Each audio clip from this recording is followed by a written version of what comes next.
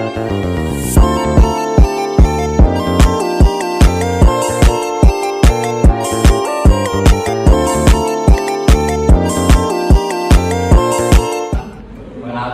nama saya Muhammad Azim.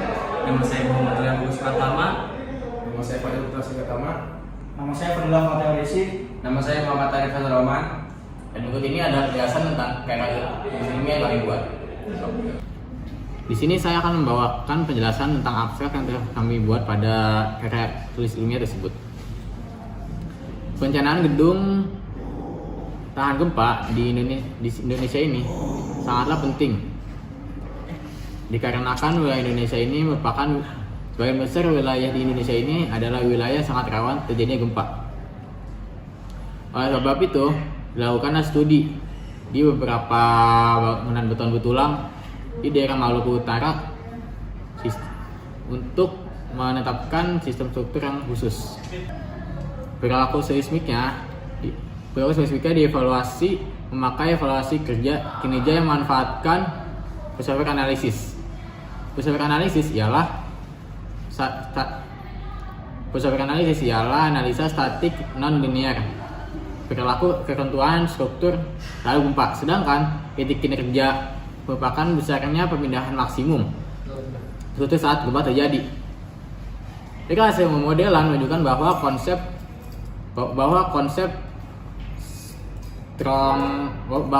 strong column weak beam telah terjadi pada bangunan tersebut. Bangunan tahan gempa juga merupakan bangunan yang bisa rusak yang dikarenakan oleh gempa tetapi tidak bisa runtuh. Dan hal-hal bagian-bagian yang rusak itu bagian-bagian yang diinginkan atau yang mungkin rentan untuk jadinya kerusakan. Jadi di sini saya akan menjelaskan latar belakang dari analisis kinerja beton pada bangunan tahan gempa. Peraturan perencanaan ketahanan gempa di Indonesia menyoroti resiko tinggi di sebagian besar wilayah. Proses perencanaan struktur bangunan menggunakan beton bertulang dengan FEMA 273 sebagai acuan untuk perencanaan berbasis kinerja. Tantangan saat ini adalah penyediaan rumah tahan gempa diatasi dengan penggunaan beton ringan dan kuat pada elemen non-struktural seperti dinding. Bahan alternatif termasuk campuran semen PC, abu terbang, dan styrofoam untuk panel dinding pracetak menggantikan dinding batu bata. Pertumbuhan cepat penduduk di Indonesia menyebabkan keterbatasan lahan, mendorong pembangunan gedung bertingkat tinggi untuk memenuhi kebutuhan ruang. Meskipun ini mendukung pertumbuhan bisnis, struktur bangunan bertingkat rentan terhadap gaya lateral, terutama gempa bumi. Kesalahan dalam memilih konfigurasi bahan dan material dapat menyebabkan kerusakan atau kehancuran akibat pengaruh gempa. Karena struktur yang kurang responsif dan tahan dinamis meski telah dilakukan perencanaan tahan gempa. Analisis struktur bangunan tahan gempa menggunakan metode performance-based earthquake engineering yang terbagi menjadi dua, yaitu performance-based seismic design dan performance-based seismic evaluation. Evaluasi pada PBSD salah satunya adalah dengan analisis non-linear pushover. Di sini saya akan menjelaskan tentang rumusan masalah, tujuan penelitian, dan manfaat penelitian. Nah, berdasarkan rekan saya tadi yang sudah menjelaskan latar belakang, maka dapat dirumuskan rumusan masalah sebagai berikut, yaitu 1. Apa saja faktor yang mempengaruhi bangunan dapat tahan gempa? Yang kedua, bagaimana perbandingan antara kekuatan beton pracetak dan beton cor pada bangunan tahan gempa? Yang kedua, ada tujuan penelitian. Nah, berdasarkan yang tadi saya jelaskan mengenai rumusan masalah, maka tujuan dari penelitian yang kami lakukan ini adalah sebagai berikut, yaitu yang pertama, menggambarkan faktor yang mempengaruhi beton dapat tahan gempa. Yang kedua, menjelaskan perbandingan antara kekuatan beton pracetak dan beton cor terhadap gempa. Nah, yang ketiga ini ada manfaat penelitian. Berdasarkan penelitian yang kita lakukan ini, maka didapatkan manfaat penelitian sebagai berikut, yaitu yang pertama, menambah wawasan mengenai konsep bangunan tahan gempa. Yang kedua, memberi masukan kepada orang awam tentang kekuatan beton yang tahan terhadap gempa. Yang ketiga, yaitu membangun infrastruktur di Indonesia menjadi lebih baik dan aman. Jadi sini saya ingin menjelaskan tentang faktor yang mempengaruhi beton pada tahan gempa. Yang pertama itu ada faktor beton tahan gempa. Bahan bangunan yang sering digunakan dalam konstruksi, yakni beton, memiliki peran krusial dalam meningkatkan keamanan struktural bangunan terhadap gempa bumi. Ada berbagai faktor yang mempengaruhi kemampuan beton untuk tahan gempa. Dan pemahaman mendalam terhadap faktor-faktor tersebut sangat penting dalam fase perencanaan dan pelaksanaan.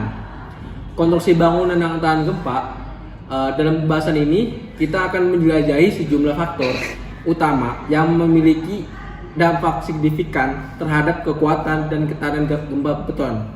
Dan dalam beberapa kasus, yang kelima ada bahan tambahan tahan gempa.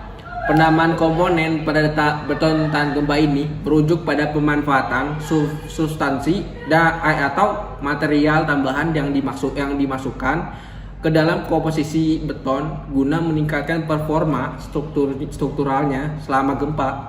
Yang keenam itu ada rasio air campuran. Jumlah air dalam campuran beton juga menjadi faktor penting.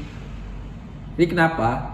Karena rasio air campuran itu yang tinggi dapat mengurangi kekuatan beton dan membuatnya lebih rentan terhadap kerusakan struktural selama gempa, teman-teman.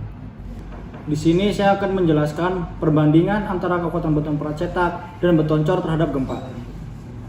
Beton pracetak dan beton cor digunakan dalam konstruksi untuk menciptakan struktur yang tangguh dan awet. Namun, dalam konteks kekuatan terhadap gempa bumi, keduanya memiliki ciri dan pertimbangan yang khusus. Kelebihan beton pracetak melibatkan efisiensi waktu, biaya, dan kontrol kualitas yang baik. Meskipun beton pracetak memiliki banyak keunggulan, pilihan antara beton pracetak dan beton cor umumnya tergantung pada kebutuhan proyek, kondisi lingkungan, dan pertimbangan biaya. Sementara itu, beton cor dan dipadatkan di tempat proyek memberikan kontrol langsung terhadap kualitas di lokasi. Fleksibilitas desain dan penyesuaian di lapangan adalah kelebihan, dan proses pemadatan di tempat dapat meningkatkan kekuatan dan ketahanan terhadap gempa. Beton pracetak. Pengendalian kualitas beton pracetak memiliki tingkat pengendalian kualitas yang lebih tinggi karena diproduksi di lingkungan pabrik yang terkendali.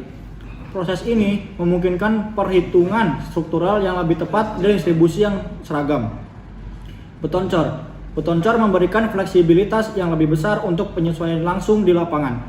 Ini memungkinkan adaptasi desain struktural selama proses pengecoran untuk mempertimbangkan kondisi tanah dan lingkungan setempat. Jadi kesimpulan ini adalah kinerja beton pada struktur anti gempa menekankan pentingnya memahami secara mendalam sifat-sifat material untuk mencapai tingkat keamanan yang optimal. Dalam menganalisis kinerja beton, perhatian yang diutamakan itu adalah kekuatan, kekakuan, dan ketahanan terhadap gempa. Temuan dari analisis ini menjadi landasan untuk mengembangkan desain bangunan yang efektif dalam menanggulangi gaya gempa. Kekuatan beton menjadi aspek kunci dalam memastikan integritas struktural. Dengan memahami parameter kuat tekan dan kuat lentur beton, para insinyur struktur dapat mengevaluasi kapasitas material tersebut dalam menahan beban gempa. Selain itu, kekakuan beton juga menjadi pertimbangan penting karena sifat keelastisitasnya dapat memengaruhi respons struktural terhadap getaran gempa. Terus analisis terhadap performa beton dalam kondisi ini mencerminkan kemampuannya untuk bertahan terhadap deformasi berulang akibat gempa. Dalam konteks ini, penggunaan aditif atau penguatan tambahan dapat menjadi solusi untuk meningkatkan kekuatan beton. Mungkin hanya ini yang bisa kami sampaikan, kurang lebihnya mohon maaf. Assalamualaikum warahmatullahi